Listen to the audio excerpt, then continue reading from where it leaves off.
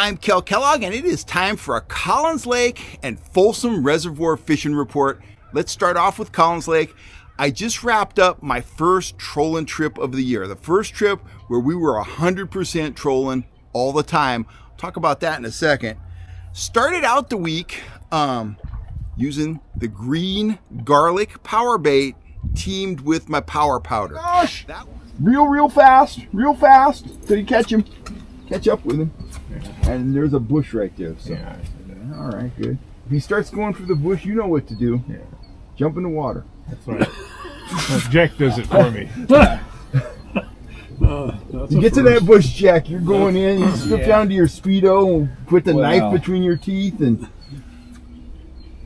Under the boat. He's gone under the boat. Under the boat. What's the power bait that's over on this side? Oh, nice. The rainbow? Yeah. Ah. Yeah. That was nifty. Nice, yeah. There we go, guys. First fish of the day. There you go. That was a hot combination early in the week. The temperatures were cold, 46 to 48 degrees. Inclement weather. We had stormy conditions, cloudy water, and because it was cloudy, overcast skies, we didn't see the water temperature spike up very much. As a result, we just couldn't get that trolling bite going. I looked at the weather today.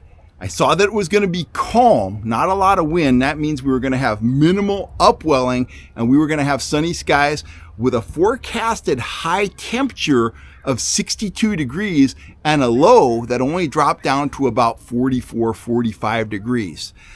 I had a hunch. I said to myself, you know what? The surface temperature is going to rise and I'm going to get them trolling today. And I was right. There you go.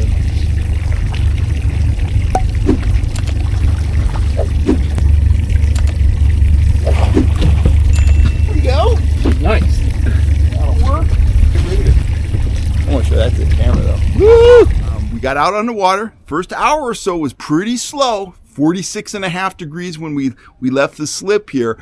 But as we got out on the lake, we started marking fish. And as the surface temperature started to rise, I saw those marks start to elevate. And, first we had one bite on a worm, then we caught a fish. Then it was game on. We had about 2.5 hours of really steady trolling action.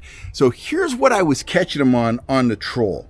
Number one offering, grabbing my rod here. Number one offering was the pink Trout Tricks Minnow right there, rigged with the action disc.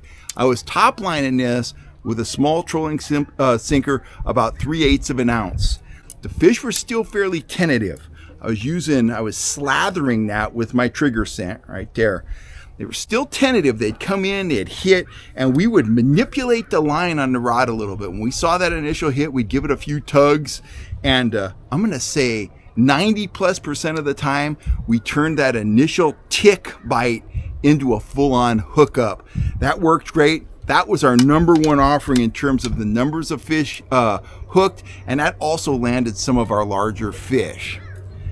Now, the combination I have been trolling with was a pink Dodger. It's like that one there. A pink 6-inch fisheye Dodger.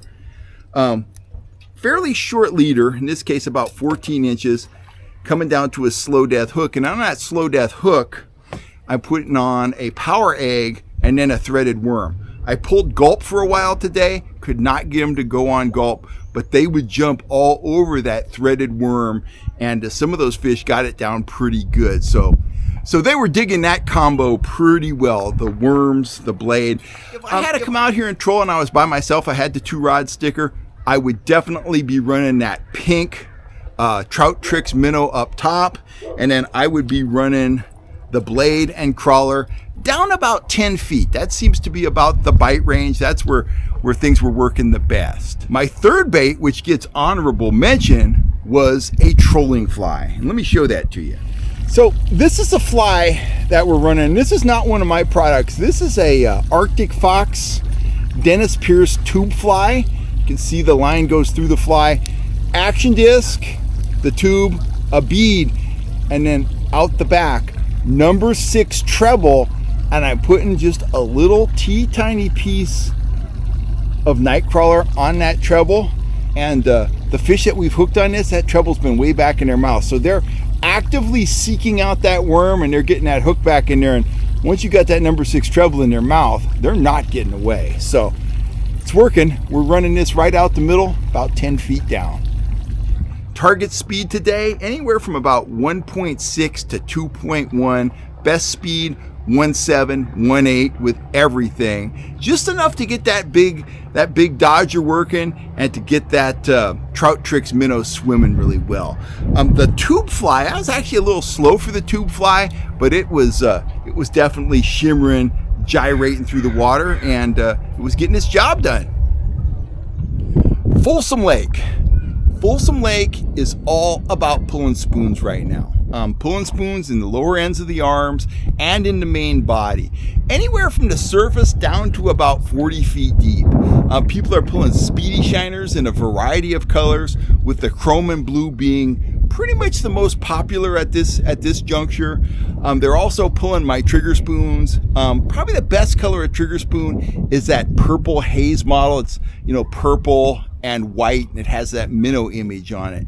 Target trolling speed at Folsom, 2.7 to 3 miles an hour.